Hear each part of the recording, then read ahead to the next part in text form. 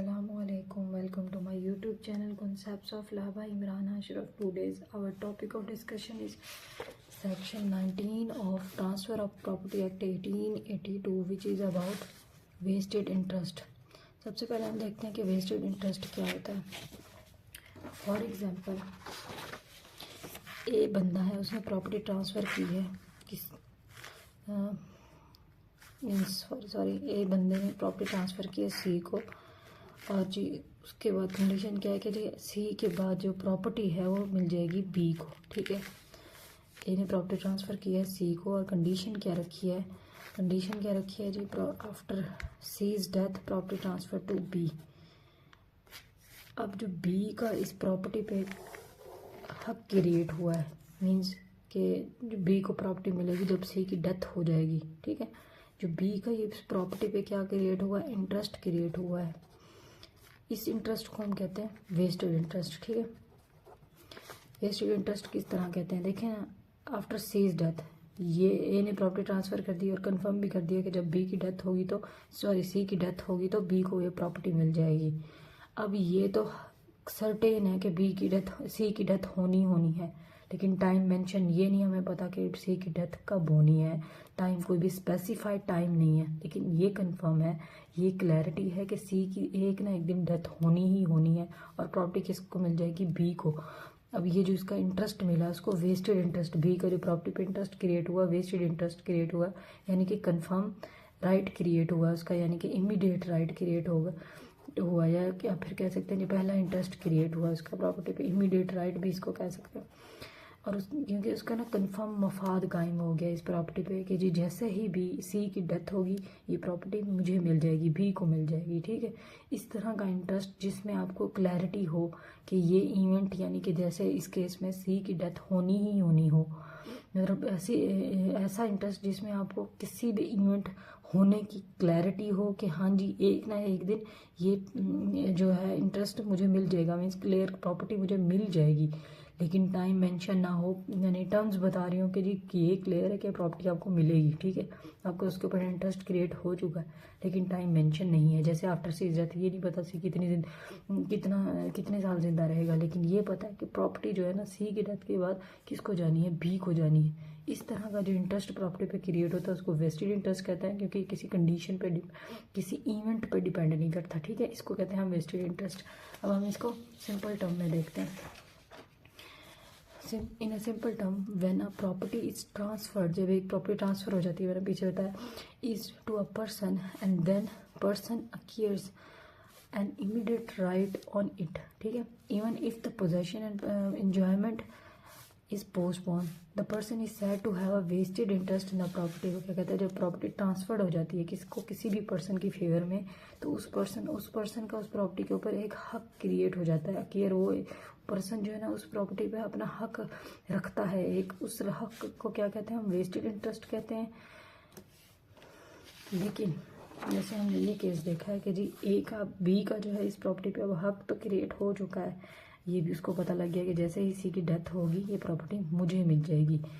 जैसे ही अब देखो यहाँ पे हक उसको टाइम से मिल गया. ठीक है, बी को पता लग गया कि जी बी सी के बाद ये प्रॉपर्टी मुझे मिलनी है, मेरा राइट है इसके ऊपर. ठीक है, यानी कि वेस्टेड इंटरेस्ट मुझे मिल गया.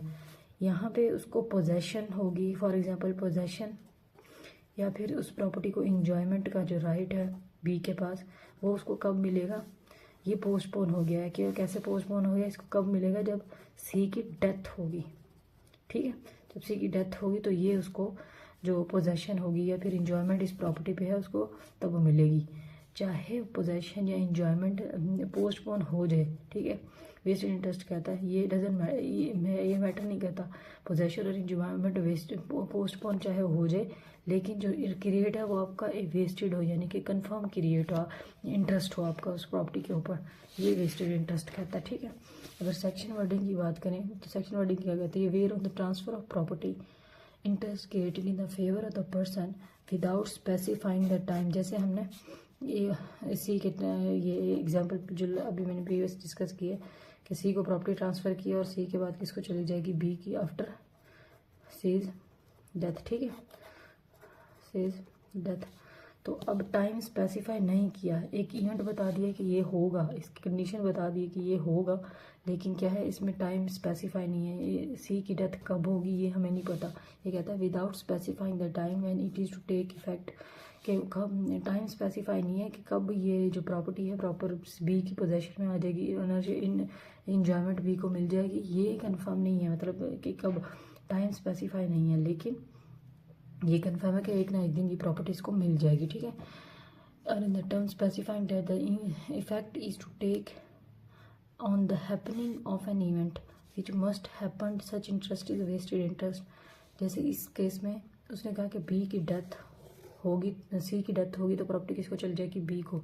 ये जो इवेंट उसने स्पेसिफाई कर दिया, ये इवेंट होना ही होना है, चाहे 10 साल बाद हो, ये जो है हो एक दिन होना ही होना है, ये नेचुरल फितरी बात है, ठीक है, कि एक बंदे की डेथ ज़रूर होनी होनी है, ठीक है। वो क्या कहता है, कोई ऐसा इवेंट जो क्लियर कर दे जो एक ना एक दिन होना ही होना है, लेकिन उस पर टाइम स्पेसिफाई नहीं किया गया कि कितना साल उसमें, कितने टाइम पीरियड उसमें लग जाएगा, लेकिन इवेंट क्या है, क्लियर है कि ये इवेंट होगा तो प्रॉपर्टी किसको मिल जाएगी, बी को मिल जाएगी।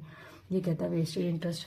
अगर हम इसकी एसेंशन की बात करें कि जो वेस्टेड इंटरेस्ट क्या, कि कब कब इंसान का होता है, इनकी इसके लिए क्या ज़रूरियात हैं, कौन कौन सी रिक्वायरमेंट पूरी हो, तो ये वेस्टेड इंटरेस्ट होता है। अगर ये वेस्टेड इंटरेस्ट क्या होता है, पहला राइट या इमीडिएट राइट मिल जाना किसी बंदे को, ठीक है, पोजेशन या पोस्टपोन जो है ना, इंजॉयमेंट पोस्टपोन चाहे हो जाए, ये क्या है, इमीडिएट राइट है एक, ठीक है, प्रॉपर्टी के ऊपर किसी भी बंदे का, नॉट इमीडिएट पोजेशन। पोजेशन हमने कहा था, पोजेशन और इंजॉयमेंट जो है ना वो उसको पोस्टपोन हो जाएगी, जस्ट उसको राइट क्रिएट, जैसे उसका राइट क्रिएट हो जाएगा, ठीक है। Not depend on any uncertain event, किसी अनसर्टेन इवेंट पर डिपेंड नहीं करेगा, सर्टेन इवेंट्स पर डिपेंड करेगा, ठीक है। In case of vested interest certain event पर डिपेंड करेगा, ठीक है। Transferor's intention, if there is no condition और time limit restricting ownership, the interest is presume to be vested. यहाँ पे ट्रांसफेयर की इंटेंशन भी मैटर करती है कि उसकी इंटेंशन है क्या, उसने कोई कंडीशन और टाइम लिमिट नहीं लगाई ऑनरशिप को अपने पास रखने के लिए, उस तरह ऐसी केस में क्या होगा, इंटरेस्ट भी वेस्टेड होगा।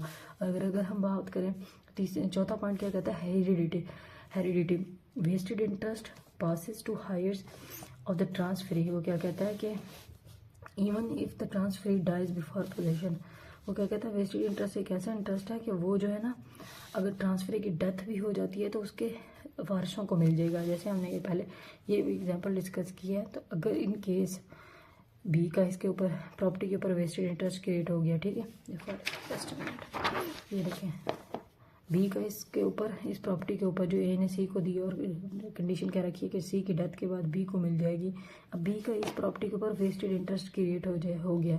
लेट्स सपोज बी जो है की डेथ हो जाती है सी की लाइफ में ही, ठीक है, सी की लाइफ में ही उसकी डेथ हो जाती है, तो तब क्या होगा, तो ये कहता है कि वेस्टेड इंटरेस्ट जो होता है वो ट्रांसफ़र हो जाता है आगे हायर्स, यानी कि वारसों को जो ट्रांसफरी है, ठीक है। मतलब इस केस में अगर फॉर एग्जांपल बी की डेथ हो जाती है एक सी की लाइफ में ही, तो जो प्रॉपर्टी है, अगर सी की डेथ होगी तो जो प्रॉपर्टी होगी वो किस, ये जो प्रॉपर्टी ट्रांसफ़र हुई है यानी कि जिस पे बी का इंटरेस्ट था वो किसको क्रिएट हो जाएगी, बी के लीगल हायर्स को, यानी कि उसके वारसों को मिल जाएगी। वेस्टेड इंटरेस्ट ट्रांसफ़र हो जाता है, इसका ये मतलब है। अगर हम आगे दिए things that does not affect vested interest, कुछ ऐसी चीज़ें हैं जो वेस्टेड इंटरेस्ट को नहीं अफेक्ट कर, जैसे period interest in someone's else favour. Period interest मैंने आपको डिटेल में प्रीवियस वीडियोस में पढ़ाया, आप प्लीज़ वो देख लीजिएगा। Postponement of the right to enjoyment, ये हमने पहले ही बात की है कि राइट टू इंजॉयमेंट और accumulation, for example accumulation of income है, उसने रेंट पे प्रॉपर्टी दी है, उस पर वेस्टेड इंटरेस्ट क्रिएट कर दिया है, या फिर उसमें से जो अक्यूमुलेशन ऑफ इनकम है वो until the enjoyment arrives, postpone हो सकती है, इंजॉयमेंट भी पोस्टपोन हो सकती है, उसकी एक्यूमुलेशन यानी कि ऑफ इनकम भी पोस्टपोन हो सकती है, लेकिन उसका इंटरेस्ट जो होगा वो उसका इमीडिएट होगा, उसका कंफर्म होगा, सर्टेन राइट होगा। कंडीशन लिमिटेशन यानी कि condition of a transfer of interest in some other person in case of a particular event, जैसे कंडीशन लिमिटेशन थी कि पहले उसने प्रॉपर्टी सी को ट्रांसफ़र की और लिमिटेशन क्या रखी कि पार्टिकुलर इवेंट मतलब सी की डेथ होगी तो प्रॉपर्टी किसको मिलेगी, बी को मिल जाएगी।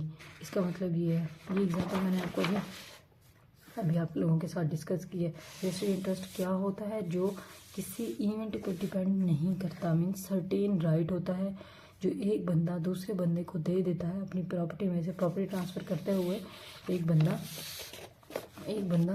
अपनी प्रॉपर्टी ट्रांसफ़र करते हुए किसी भी बंदे को वो इंटरेस्ट दे देता है, लेकिन कोई इवेंट उसके ऊपर स्पेसिफाई, कोई इवेंट होता है लेकिन क्लियर सर्टेन इवेंट, मतलब किसी सर्टेन इवेंट की कंडीशन रख देता है। जैसे ये सर्टेन इवेंट है, जैसे हमारे एग्जांपल में सी की डेथ होगी तो बी को प्रॉपर्टी चली जाएगी। तो ऐसा इंटरेस्ट जो किसी ऐसी इवेंट पे डिपेंड ना करता हो, ठीक है, सर्टेन हो, क्लियर हो कि जी एक ना एक दिन प्रॉपर्टी मिलनी ही मिलनी है बी को, तो इस इंटरेस्ट को हम क्या कहते हैं, vested interest. This was all about section 19 of Transfer of Property Act 1882. Thanks for watching my video.